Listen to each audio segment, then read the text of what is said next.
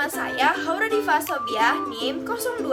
Hari ini kita akan belajar matematika dengan cara yang seru banget. Kita akan mempelajari penyajian data dalam bentuk tabel. Dan kita akan menggunakan gambar-gambar karakter yang memiliki tinggi berbeda-beda. Penasaran gimana caranya? Yuk kita mulai! Nah, sebelum kita mulai mengolah data, kita perlu tahu dulu apa sih yang dimaksud dengan data? Data adalah kumpulan informasi yang kita peroleh dari hasil pengamatan. Misalnya, kamu mengukur tinggi badan teman-teman di kelas, maka hasil pengukuran itu disebut dengan data.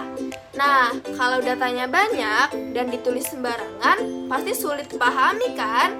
Itulah sebabnya penyajian data itu penting dilakukan. Dengan menyajikan data secara rapi, kita bisa jadi lebih mudah membaca informasi, bisa membandingkan data dengan cepat, tidak bingung melihat angka-angka, dan lebih mudah menarik kesimpulan. Sekarang kita coba lihat gambar-gambar karakter ini. Masing-masing memiliki tinggi dan nama yang berbeda-beda. Kita akan mengukurnya satu persatu menggunakan penggaris. Yuk kita kumpulkan datanya bersama-sama. Mari kita hitung tingginya. Pada gambar pertama yaitu Randy. Ia memiliki tinggi 24 cm. Lalu gambar kedua yaitu Rico. Ia memiliki tinggi 20 cm. Pada gambar ketiga yaitu Adam, ia memiliki tinggi 16 cm.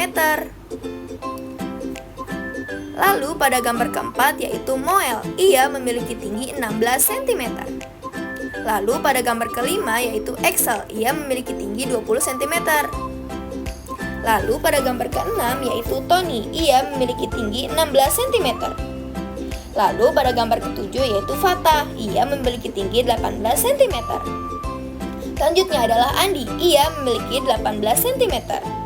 Dan selanjutnya itu adalah Ramzi, ia memiliki tinggi 20 cm. Dan gambar yang terakhir yaitu Ibra, ia memiliki tinggi 22 cm. Nah, setelah kita selesai mengukur dan mencatat tinggi dari masing-masing gambar karakter tersebut, kita perlu mengurutkan datanya dari yang terkecil hingga yang terbesar, karena data yang kita dapat masih acak. Nah, selanjutnya kita mengurutkan datanya dari yang terkecil hingga terbesar.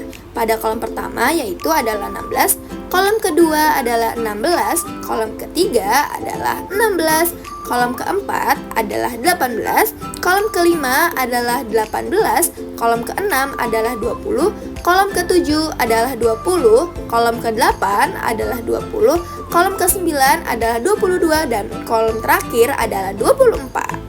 Data tinggi gambar karakter ini nantinya akan menjadi dasar dalam penyajian data. Tapi, apakah data yang sudah diurutkan itu sudah disebut dengan penyajian data dalam bentuk tabel?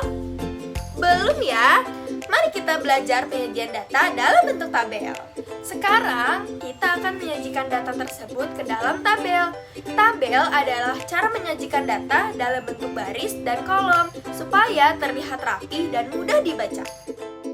Mari kita sajikan ke dalam tabel ini. Pada kolom pertama yaitu adalah 16 cm, pada kolom kedua yaitu adalah 18 cm, pada kolom ketiga yaitu adalah 20 cm, pada kolom keempat yaitu ada 22 cm, dan kolom terakhir yaitu 24 cm. Nah, selanjutnya itu ada total gambar. Pada tinggi 16 cm terdapat total 3 orang. Selanjutnya pada 18 cm totalnya itu ada 2 orang. Dan selanjutnya itu 20 cm terdapat 3 orang. Dan selanjutnya itu 22 cm terdapat 1 orang. Dan 24 cm terdapat 1 orang. Dengan tabel seperti ini, kita bisa langsung tahu siapa yang paling tinggi, siapa yang paling pendek, serta perbandingannya. Tabel itu membuat data lebih jelas dan mudah dianalisis. Nah, kenapa ya kita menggunakan tabel? Karena tabel itu punya banyak manfaat seperti menyusun data menjadi lebih rapi, memudahkan kita membandingkan satu data dengan yang lain, dan membantu menemukan informasi yang penting secara cepat, serta melatih logika dan ketelitian saat membaca angka. Tanpa tabel, data akan terlihat acak-acakan dan sulit dipahami. Dari pelajaran hari ini, kita bisa menyimpulkan bahwa data adalah informasi dari hasil pengamatan Data itu bisa disajikan dalam bentuk tabel agar rapi dan mudah dipahami.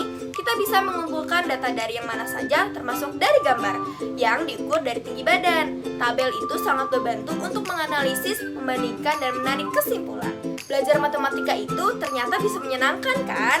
Karena kita bisa langsung praktik dari hal sederhana yang ada di sekitar kita. Sekian dulu video pembelajaran kita hari ini. Terima kasih sudah belajar bersama. Sampai jumpa lagi di video pembelajaran selanjutnya. Tetap semangat, terus belajar, dan jangan takut mencoba hal baru.